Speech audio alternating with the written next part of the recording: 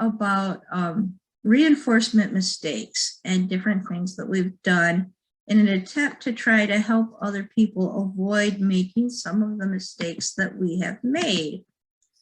So just trying to get all my screens set back to where I can see everything and read my questions. So I will be asking the typical 3 questions as long as we have time. And then if you want to verbally answer one of those questions, raise your hand and I'll call on you kind of in the order that you show up on my screen from top to bottom. And then if you don't want to verbally answer, you can type it in the chat window. And if you don't do either one of those, so if you don't raise your hand or type your answer in the chat window, we just won't call on you for an answer for that question. So you don't have to participate if you don't want to. Clear as mud? Mm-hmm. Okay. So I'm looking. that's okay. So reinforcement mistakes can happen for a lot of reasons. I'm just going to do a little bit of general, and then I want this to be more of a storytelling kind of session. So they can happen because your timing's off. They can happen because you're reinforcing something unintentionally.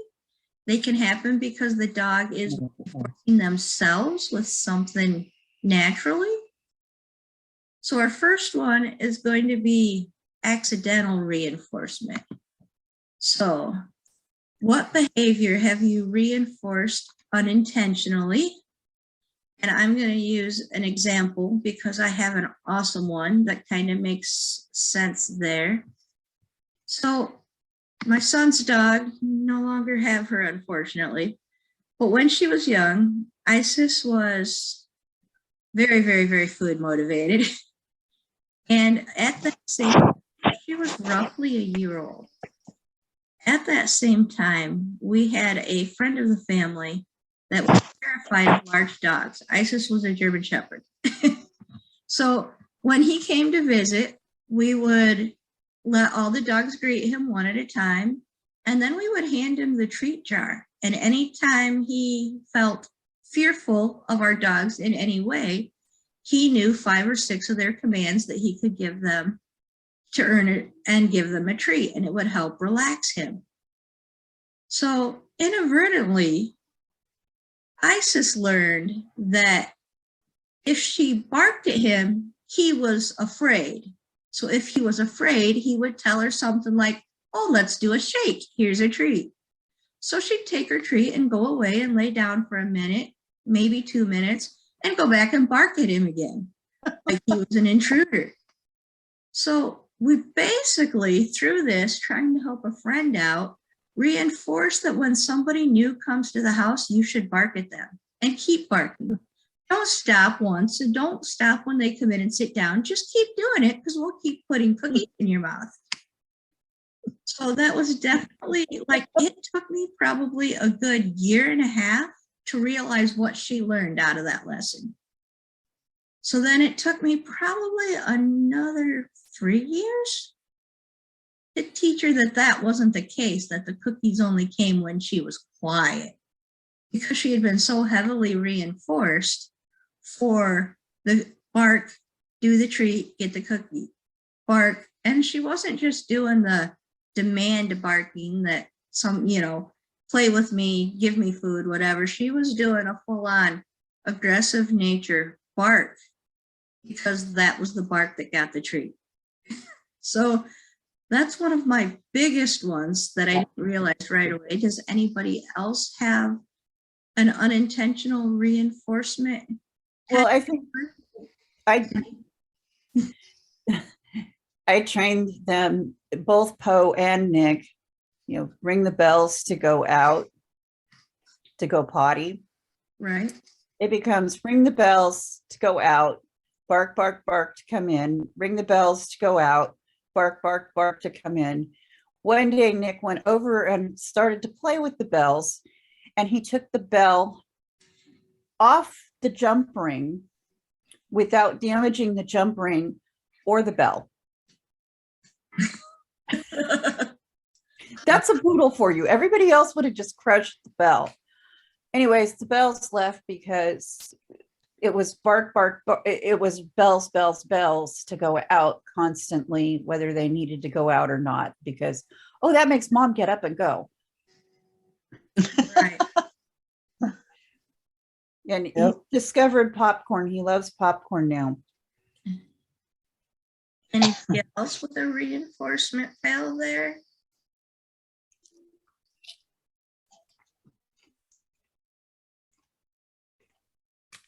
We're not seeing any other hands.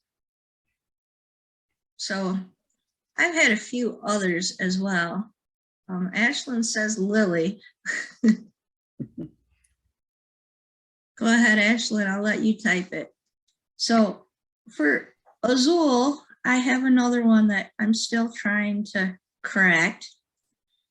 So when he was little, we played a lot of the look at that game, like quite often, and we did everything, you name it. We did look at people in the parking lot. We did look at birds flying by. We did look at bunnies. I mean, we played it a lot to a lot of different things. Well, the one he took to heart was the, oh, look, there's another puppy. And so to this day, his default when a strange dog enters our environment, whatever environment we're in, he stops, he lays down. Sounds like an awesome behavior, right? Well, now he's shut down because he wants to lay there and look at the other puppy. And sometimes that's not safe, you know, if we don't know the puppy and I don't want him greeting it, and we're on a trail that's kind of narrow and the puppy has to pass us, that's just not, I don't want that puppy getting that close to us. But no matter what I do, like I can't turn around and go the opposite direction. That doesn't work because he goes so slow, the other dog catches up to us. I can't get off the trail far enough in some cases. So I mean, most of our trails are wide enough and I can like get them at a 90-degree angle now, but it's taken me probably a good 4 or 5 months of practice of turning the 90-degree angle where he can still see the dog, but not turning his back on the dog, because he won't turn his back on a dog. He doesn't have it in him. He can't. He's too excited. He's totally friendly, but that doesn't work for a service dog. So just because he's totally friendly greeting that other dog, it doesn't mean that other dog is going to be totally friendly with him. And he pretty much does his service dog tasks anywhere. But if we happen to run into another dog in a store, he's not going to task while he can see that dog and while he's overexcited about that dog. So I need to get him past that, but it's from all the heavy reinforcement when he was very, very young with the look at that game. So, oh, Ashlyn said that Lily did the same thing with the bell to go outside when she didn't need to go. Azul likes to do that as well, although we don't use a bell, but he'll do a chin rest to ask to go outside. And then sometimes he just wants to go out and sniff the air for a minute and come back in. Thankfully, we got a screened in porch that he can do that. Anyone else with something they didn't plan to reinforce but accidentally reinforced? I see you. Go ahead, Rhea. So you reminded me what you were saying about dogs. It's not about dogs with Guinness, but at church, I give Guinness a lot of freedom there because the church we go to, it's very small and they're all elderly and they're all fans of large dogs. And it's really good practice with him for being calm with elderly people, which I think is really important, especially with an excitable dog. And they're all used to the big dogs, which is important as well, and can deal with mostly with him when he's getting overexcited. Anyway, the problem we ran into a week ago was that one of his buddies decided to interrupt us when we were on our way up to communion. And that's not a good time to interrupt us. And it gave Father Peter a good chuckle, which probably isn't good when you're on your way up to communion either. Anyway, So the priest is chuckling. Guinness is trying to pull me over to this lady that wants to pet him. And she's a very sweet lady, but it's not a good time. And I'm trying to maintain my footing, and Guinness is being quite disobedient at this point. And the lady's not helping.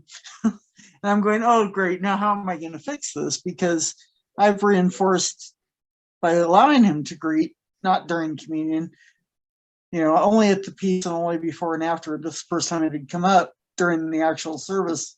And so what do? I mean, you're just sitting there going, how do I fix this? Well, luckily, sometimes you can have an outsider fix it by,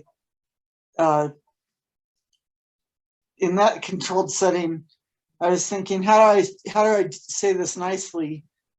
Don't interfere with my service dog to these people that are used to being able to interact with him appropriately. And I was able to let the priest handle it so that I didn't have to be nasty to someone. But Right. yeah, you can accidentally affect even the people around you in a setting where maybe you shouldn't. Because I didn't mean to have something like that happen either. But it became a safety issue for me because he That literally was actually- pulling me across the church. Yeah, exactly. That actually brings up our next question. I'm sorry. Is, what have you accidentally allowed the dog to self-reinforce that caused a problem from a training standpoint? So a behavioral issue or something that you then later had to train to fix.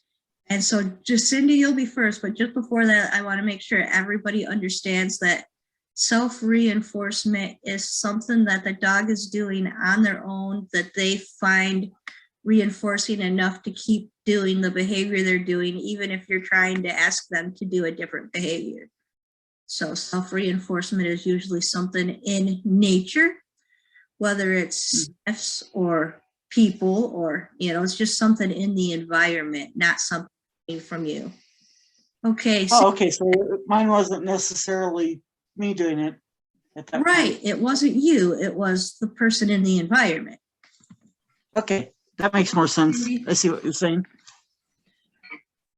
Okay, so Mr. Nick has been shy since puppyhood, and added to that being a COVID puppy, he hasn't had that much option. I keep turning over because he's standing here staring at me like, where's my popcorn?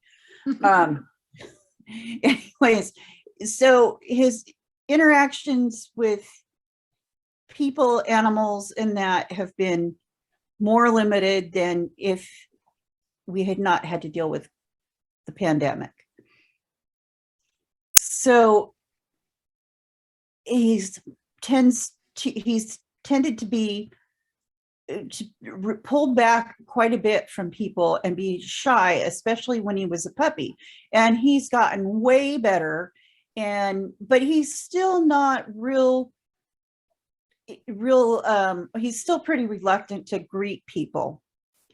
Well, so my mistake was I let him pretty much greet people because I don't want him to be afraid, and that's pretty much what he needs to do. So today I was at the neurosurgeon's, big appointment, and the neurosurgeon walks in and Nick gets up off the floor. Unfortunately, the doctor likes dogs, and Nick got up to greet him.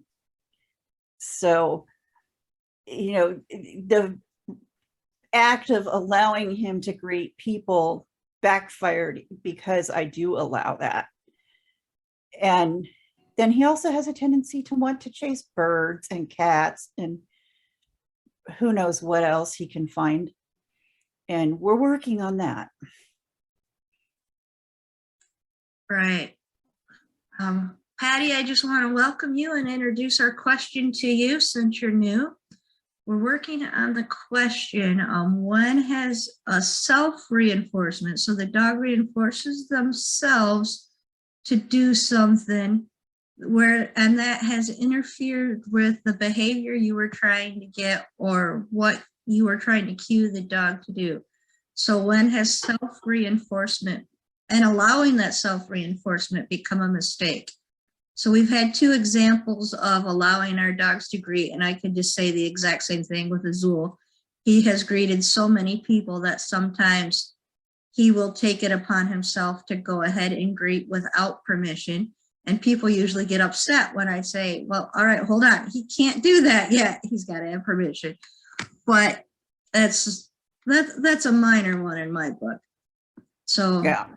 I didn't Depends on whether it's a safety plan issue. one for though. this, so I'm going to try to think of another one. So Well, your rule of thumb is raise your hand either digitally or up in the air, and I'll call on you when you have one. Sarah is next. So Sarah, go ahead. Oh, the one that comes to mind for me is that George really enjoys jumping. And so for a lot of his sound alerts, he bumps me and I say, you know, what's up? Or I sign what's up. And then he goes to the sound. But fire alarms, I say what's up and he gets to jump straight up in the air.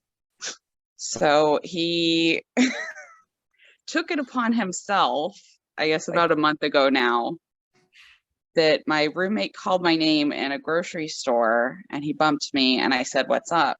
So he jumped straight up into the air and then led me to her. So that was a little bit not what I wanted in a crowded grocery store, because he does find that very rewarding, but we worked on it. I just gave him more opportunities to jump in other Right, good aspects of life. solution. Yep, that would definitely be a self-rewarding behavior. Anybody else? Go ahead, Cindy. Okay, I was just going to say, most of you know that Nick has had an issue with cats and dogs and birds, and for a while, some people, of wanting to lunge and bark at them and chase them. And it's been a huge, huge, huge, huge, huge problem. And that was very difficult to fix. It's not quite, but almost fixed. The dog show really helped. But it's self-rewarding because he wants to go after that cat or that bird or whatever it is. And so it makes it, you know, it makes it harder. I've really had to look for other training other ways to train to be more interesting than that cat or that squirrel. Right.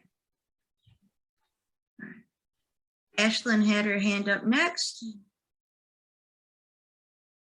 So getting food to the ground, playing with other dogs is something that still overexcites Lily when seeing any dogs. Yes, that's, I believe, going to be a problem for many, many service dogs. Lily is older, so it kind of surprised me that it's still an issue, but even older dogs like to still play. So the next question, as I figure we're about ready to move on to the next question. So the next question deals with poor timing. So have you ever, I mean, obviously we've missed opportunities to reinforce. I'm sure we all do it probably on a daily basis, miss opportunities to reinforce our dogs for doing something that we wished we would have captured. But so the question is more, when have you missed a reinforcement opportunity because of your poor timing, tried to reinforcement only to be too late and reinforce something that you would have rather not reinforced? If that makes sense. I can think of a good one, but anybody else?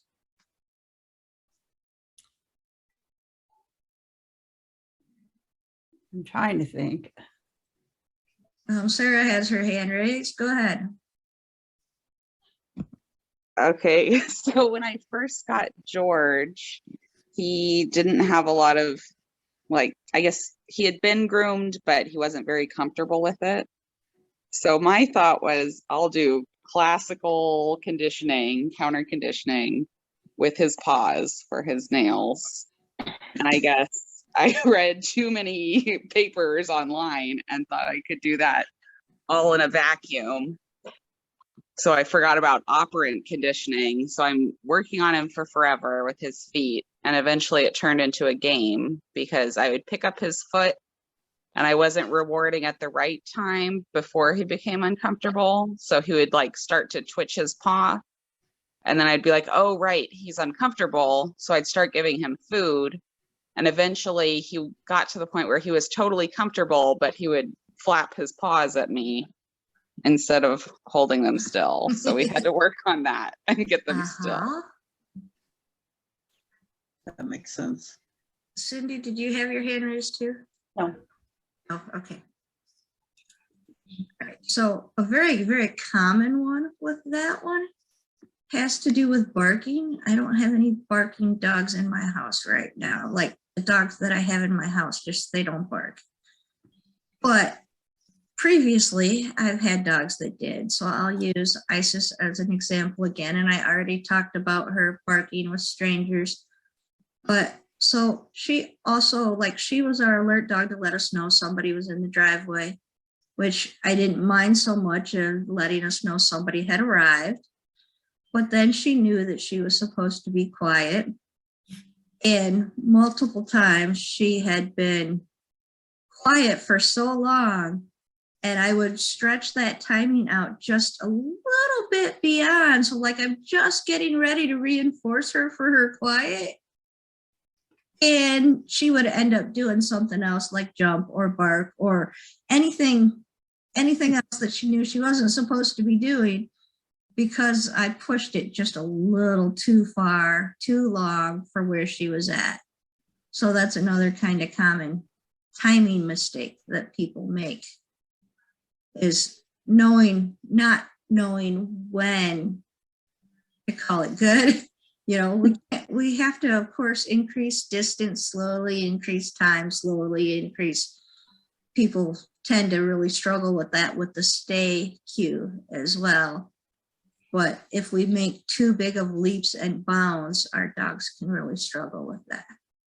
I think as we train more dogs and work with more dogs, I think we make those mistakes less and less often. Right. You know, if you've been doing some sort of positive reinforcement training if you just started, you're going to make those mistakes more frequently than if you've been doing it for 10 or 20 years. And, you know, it's just, you know, and as even you if learn, you've been doing it for 30 years, you still make the mistakes. you still make mistakes, but I mean, It's not as many. that's life, but Right. just not as many. You know, you're going to make more. Like when my Newfoundland, which was my first clicker dog, we were working on teaching her to shake hands in class. Well, she threw her paw way up, you know, and I'm squatted down next to her because I'm trying to get her to shake my hand. And she throws it over my head, her paw over my head, and almost knocked me over. So we changed it to a high five. But you have to recognize when you make those kind of mistakes, like, okay, I'm asking for this and I'm getting Right. Okay. We went through our mistakes questions, and like anything else, I want to be able to end on a positive note. So if you followed my blog over the past month for February, you know, like the whole last part of February was about reinforcement. And I have a lot of tips and tricks for finding additional reinforcement things for your dog, as far as like finding what's high value and using environmental reinforcements or all kind of things. But that's kind of where I want to end. If you don't know about my blog, you can find it at youperpaws.com. Youper is YOOPER, paws.com. But so to end on a positive note, if anybody has a good reinforcement tip to help any newer trainers or somebody that's struggling with timing or self-reinforcement or anything like that? And Rhea, you have your hand up first. Go right ahead. What's your tip? I had, most people don't use rescue dogs, but I do. And Shasta was particularly difficult. She had a lot of fear issues in the 7 years that she was my service dog in training. And so we had to do a lot of look at that and reinforcement games just to get her past her fear issues. And so we learned a lot about finding things that could reinforce, not always food, because if she was really anxious, she wouldn't take food. But the main thing is finding what works for the dog in front of you, because it's not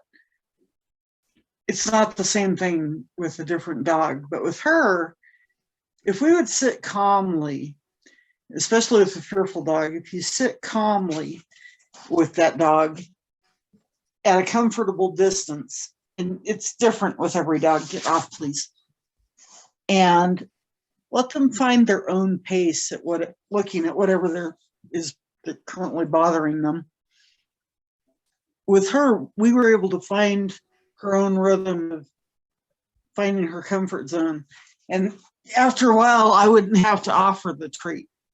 She would say, "Oh, okay, now I'm okay." And she would turn her head and take the treat. I just held it, and I never reinforced it with words at that point or anything. As soon as she felt that calmness, she turned her head and took the treat. And if you can get to that couple of level very, with your very dog, valid points there. I don't want to cut you off, but yes, you had a oh, go ahead. very, very valid points. One being some dogs need more time to just process whatever's happening around them. And a lot of times if a dog is fearful or has anxiety, food is the last thing they want.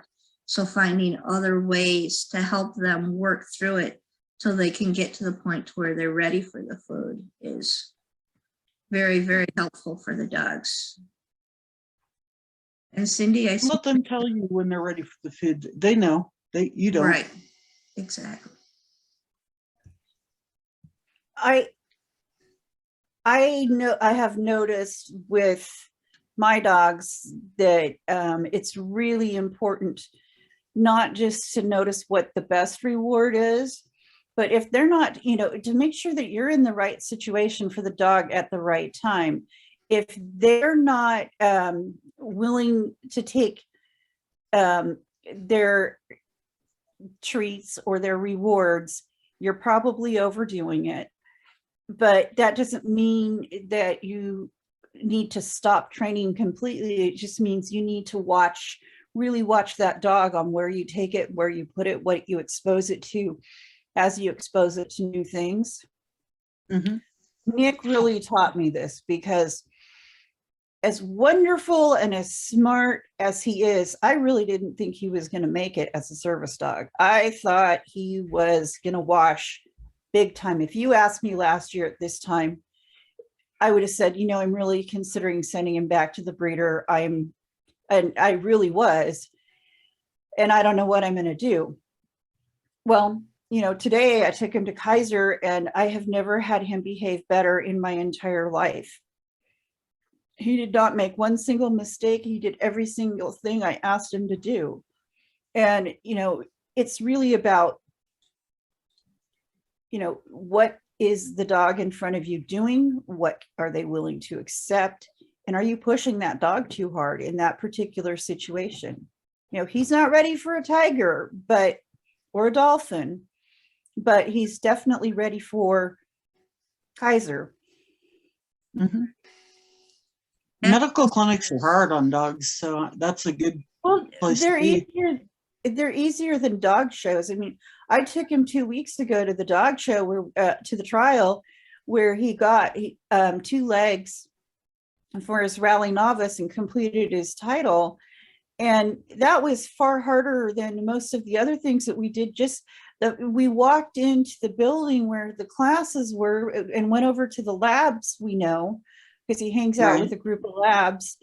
And there was so much barking, not from those dogs, because those dogs are all well behaved and used to a bunch of BS going along, because half of them work at PetSmart. And so I stuck him in his crate and I started feeding him cheese and I calmed him down and I walked him around a little bit. But a year ago, that was something that was unthinkable. So it's something that takes experience to do, but it's like you can't just drop every single puppy into an overwhelming situation like that and expect it to come out in that. But that doesn't mean that puppy can't grow into being able to handle that. Right. Ashlyn's tip is with clicker training, it's all about timing. So developing that timing is super, super important. I think we could all agree with that. Does anybody have any really great timing games that they play? I know I don't really use a clicker. I use a verbal word, but I know one very common game is like dropping a tennis ball and the second it hits the floor is when you mark, or, the second it hits the counter, whatever you're dropping it on, so that you can pay attention to the moment it happens. Anybody else have any other great clicker timing games to practice before you are in front of the dog?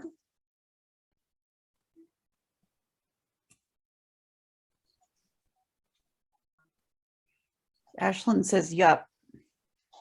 Yeah. I think I learned the tennis ball game from her. There's a tennis ball or her trainer. Patty, do you have anything to say? The thing that helps me on timing, I have a pretty significant physical disability and I can just really just use one hand, have very little use of the other one, but using clicker adaptations have helped me. I may turn a clicker upside down on the floor where I can click with my foot quicker than I can manage with my hand. I'll have it on a lanyard hanging because I can't use my right hand, so I can click and treat, which gives me faster access. There's a barrel clicker that I use that I can reach down and click with that. The other tip I would have, talking about positive reinforcement, is to be sure you have it available. My husband is so good and he helps me so much, and I'm finally making him understand you carry a treat bag at all times, or you put them in your pocket, or you know where they are in the car or the house. And he's doing so much better. He took my dogs on a walk in the park this week and a train came by really close to them. Mm-hmm. And even he said it startled him, and it startled my adult dog along with my adolescent. And he had the treats and stuff, and here they come, and food bar open and stayed open till the train left. And they ended up having a positive experience with it, and it could have been a disaster. Right. That's great. Oh, yeah. Your dog is not treat motivated, having something on you at all times that you can motivate them with. Like, yeah, toys are easy to have too. Right. Yeah. My dogs are just such foodies that's the big thing with them. There's a lot of different toys in his treat bag all the time now, and a couple of treats always, but he doesn't take the treats when he's distracted in any way, just because treats are a low value to him. Yeah, you need to go. Whatever your dog loves on you, making your dog so that, like, one of my end goals, and Azul is pretty there, I can do it with almost all things. I can even compete with the random deer and the squirrels and everything. It's just that last stitch of those other dogs in the environment that I predicted, along the trail. But anything else, I can be that motivation. I can pick up my pace in a game or do a couple of quick backward steps, or basically dance with him in an excited way. And that's reinforcement enough to remind him that he needs to focus with me. And we use that a lot. We practice a lot at home because we can do off leash. We've been doing off leash in a couple of small stores where we have permission to work on off leash stuff when they're really slow and there's less distraction around, just to make sure that he can do it. But whenever I get that opportunity to be off leash, we play one of those quick directional change, fast paced games. And I can pull that out when there is a distraction around, like a squirrel that he may be thinking about possibly chasing or something, because I'm more reinforcing than those animals now because I've built that up. So whatever your dog loves, whether that's you, whether that's food, whether that's toys, build it. Penny, those games can backfire though, because I have a problem with fast-paced stuff with Nick in the ring, because when we do pace changes, he flies literally from one side from the first sign to the normal pace sign. And Right. you can get marked down significantly for that. Right. Well, But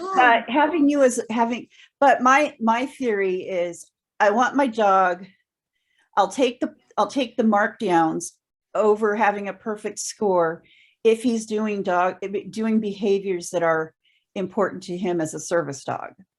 right. That makes sense. Now, for Azul, it's not necessarily a quick pace, it's a change in pace.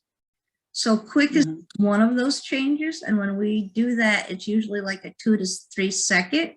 And then we change pace to something else. So the quick might get him excited and drawn back to looking at me. But then whatever I change to is what keeps his focus on me versus whatever else is out there in the environment. And I've really developed that through his love of tug and through his flirt pole games and all of that, fun stuff I've done outside of the dog park and around other stuff where it's been winter, so he hasn't done it in a while and he'd be really bad right now. But as of fall, I could get total focus within 20 feet of a busy dog park with dogs going nuts inside. Cat flirt poles. Yes, love my. You've seen my cat flirt pole. We only have a few more minutes before our time kicks out. I think making yourself the most reinforcing thing in the environment when you can, even above food, is the most useful thing that you can do. Because if I move away from Nick and somebody else is holding him, he's looking for me. Oh, yeah, I said your name. I'm throwing popcorn at him because he's never had popcorn before. So, it's just new treat. New treat. So, he wants to be around me, and which is nice because I don't really have to worry about recalls because he always comes. He doesn't try and go. It's usually if I try and do anything, I can't get him to go away from me. I've noticed that even at church Sunday, he was alerting so many times on my migraine, and he would say hello to people I told him it was okay to, but they even noticed, they said even if he says hello, he's right back on you. And I said, yeah, that's his job, So it's good. Yes. Well, we are about out of time, so I want to wrap up. I want to thank you guys all for being in the chat. She wants you to read something.